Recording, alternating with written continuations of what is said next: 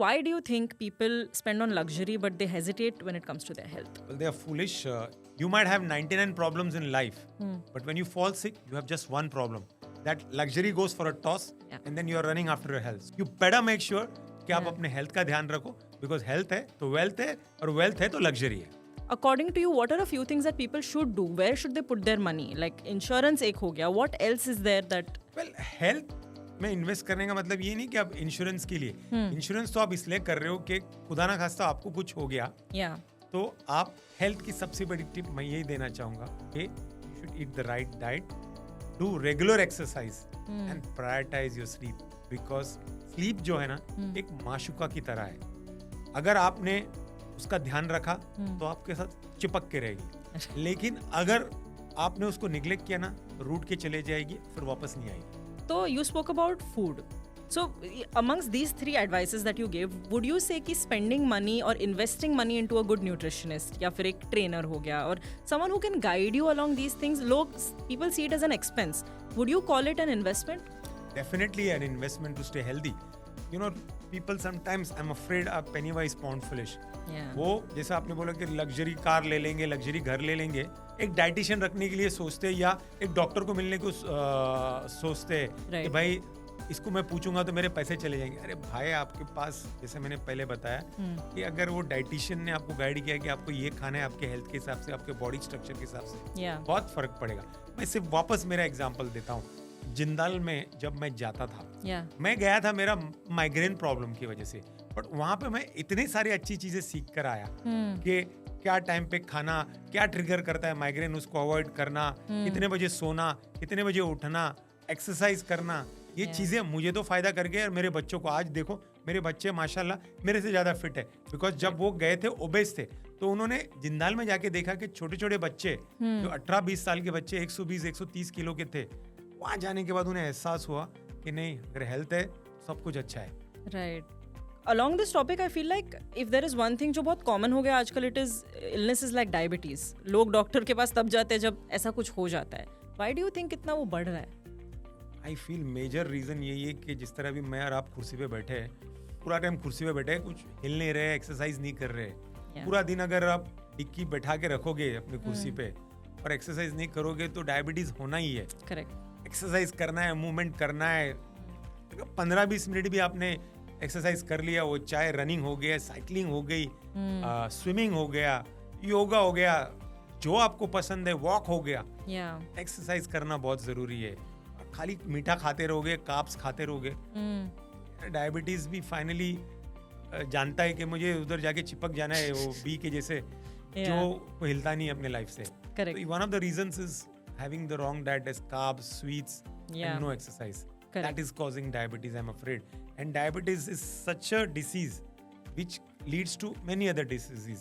And I don't want to scare people, but it is one of the most dangerous disease which leads to other problems in your life. Absolutely. And कहीं ना कहीं मुझे लगता है ना, because I graduated from college a few years ago, and जब मैं college में थी I was very active. And जब when I started working, वही हो गया जैसे आपने बोला कि 12 घंटे आप चेयर पे बैठे हो, आप काम कर रहे हो, खाना उतना ही रह रहा है, आपका मूवमेंट कम हो रहा है, खाना उतना ही रह रहा है. तो कहीं ना कहीं do you feel people should be mindful of how much they are eating also?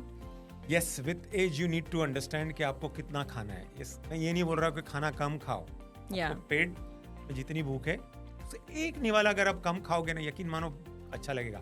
जैसे कि मैं अभी खाना खा के आया, बहुत डिलीशियस बिरयानी बनी थी. राइट. उस जोश में एक दफा खा लिया ठीक है, लेकिन रोज रोज जोश में अगर आप 4 निवाले ज्यादा खाओगे तो धीरे धीरे आपका पेट भी बढ़ेगा, बॉडी भी बढ़ेगी, और वो आपके हेल्थ पे दिखेगा. बट अगर आपने एक निवाला कम खाया तो आपका नुकसान नहीं होगा.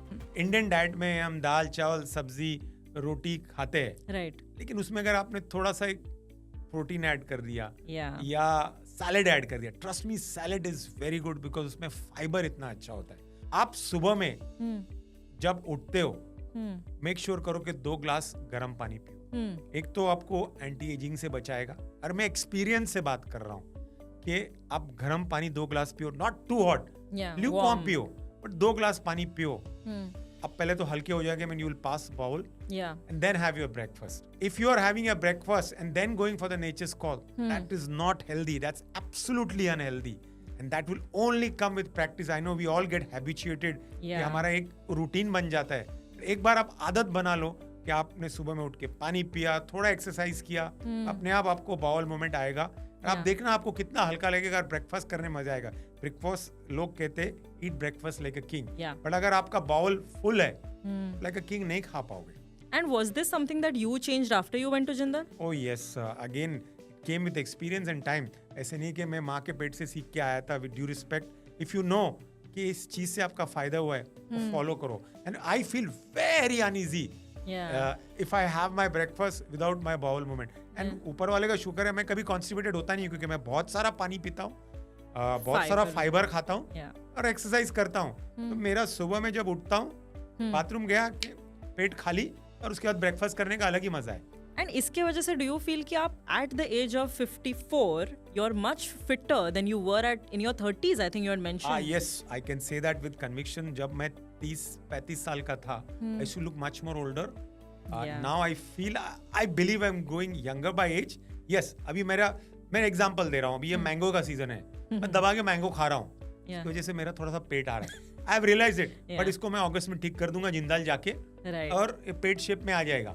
मैंगो सीजन 1 महीने आता है, और मुझे ना डायबिटीज का इशू है, ओवर ईट नहीं करता, बट बिकॉज मैं मैंगो दिन में एक सुबह खाता हूँ, सॉरी लंच पे खाता हूँ, एक डिनर पे खाता हूँ, तो उससे स्टमक आता है. उसी तरह चावल खा के आप सीधा लेट जाओगे, पेट तो आना ही आना है. करेक्ट. एंड आपको ऐसा क्यों लगता है कि लोग only after they get diagnosed with an illness तब डॉक्टर के पास जाते हैं? Is it because they love living in their Lala land, और आर दे टू स्कैर्ड की रिपोर्ट्स में क्या आएगा? What do you think? अब मेरा ये मानना है कि आपको हर साल एटलीस्ट एक बार आपका मेडिकल चेक कराना है, इरेस्पेक्टिव आपको कुछ हुआ या नहीं. Why wait for Christmas? You know, health आपको बोल के नहीं आएगा, जब प्रॉब्लम आएगा तो बड़ा हो जाएगा. तो वो बोलते हैं ना कि अगर आपको कोई जख्म है, अगर आप इलाज नहीं करोगे टाइम पे, तो जख्म और बड़ा होता जाएगा और गहरा होता जाएगा. उसी तरह अगर आपने हमेशा अपना टेस्ट कराया तो आपको पता है कि आपको डायबिटीज है क्या नहीं, या आपको कोलेस्ट्रॉल है क्या नहीं, या और कोई प्रॉब्लम है क्या नहीं. क्या फर्क पड़ता है? You know, most of the people are insured here. जाके हेल्थ चेकअप करा के क्या 1 घंटा लगता है सुबह में जाके आने का. साल में एक बार जाने. जैसे दांत क्लीन नहीं करोगे तो दांत खराब हो जाते हैं, राइट? यस. तो 6 महीने में 1 साल में 2 बार क्लीन कराना है. इसी तरह हेल्थ चेकअप कराना जरूरी. तो is it because you feel कि जब वो आपके पास रिपोर्ट आता है, यू आर अवेयर, एंड अगर कोलेस्ट्रॉल थोड़ा ऊपर है, आप अपने डाइट में थोड़े चेंजेस करके उसको इन कंट्रोल ला सकते हो, बट एक बार वो once that ship has sailed, फिर आप कुछ कर नहीं सकते, फिर आप मेडिसिन पे डिपेंड करते हो. एंड आई डोंट बिलीव के आप कोलेस्ट्रॉल है तो दवाई खा के आप कोलेस्ट्रॉल को कम करो. आपका डाइट चेंज करके कम करो. दवाई खा के तो चलो आपने पेन किलर खा लिया, बड़े डायबिटीज और स्पेशली जो इंजेक्शन देना पड़ता है शुगर लेवल, इंसुलिन जिसको बोलते हैं, और कोलेस्ट्रॉल को कम करने के लिए आप क्या कहते हैं, दवाई खाते हो ताकि कोलेस्ट्रॉल कंट्रोल रहे. फिर ब्लड प्रेशर के लिए आप एस्पिरिन लेते हो.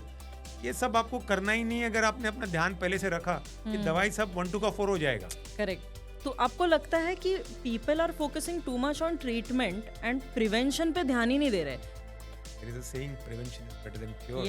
अगर आपने उसका एहतियात टाइम पे किया तो ये दवाइयों के पीछे भागना नहीं पड़ेगा. तो जैसा मैंने पहले कहा, you might have 99 problems, but when you fall sick you might have that 1 problem, and that is long lasting. या करेक्ट. एंड आपके हिसाब से what are 3 things that people in their 20s और 30s शुड स्टार्ट ताकि वो 50s में fit रहे?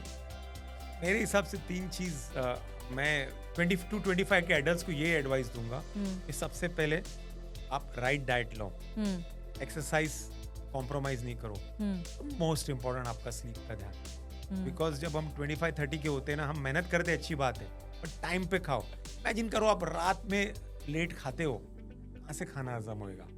इस काम करो, बट उसके साथ अगर आपका मील आप ले सकते हो, सैलेड या लाइट, रात का जो डाइट होता है वो लाइट होना चाहिए. लेट्स सपोज कि आपने वीकेंड पे हैवी डाइट खा लिया, अगले दिन मेक श्योर करो कि आपका मील लाइट होए, तो बैलेंस हो जाए. करेक्ट. एंड अगर ये सब चीजें नहीं की तो in the long run what does it cost you?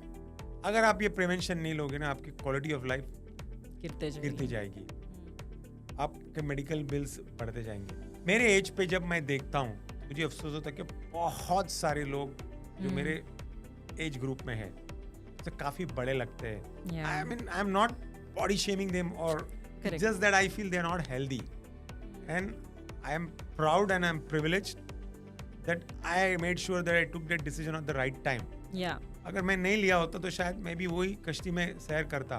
Yeah. तो आज का जो लाइफ स्पैन है मैंने देखा 50-60 साल तक आदमी जिंदा रहता है. Yes. यार मैंने तो 100 साल का इंश्योरेंस बनाया है. मुझे लगता है टचवुड मैं सेंचुरी मारूंगा. Yeah. बट अगर मैंने अपना लाइफस्टाइल चेंज किया सेंचुरी तो छोड़ो 80 भी नहीं टिक पाऊंगा. तो मेरे प्यारे दोस्तों यही कहूंगा कि बहुत सारे लोग लग्जरी के पीछे भागते हैं. कोई गलत बात नहीं, लेकिन सबसे ज्यादा अहमियत आप लग्जरी से ज्यादा हेल्थ पे दो. अगर आपके पास अच्छी हेल्थ है तो आपको वेल्थ मिलेगी, और वेल्थ है तो सारी लग्जरी का मजा ले सकते हैं.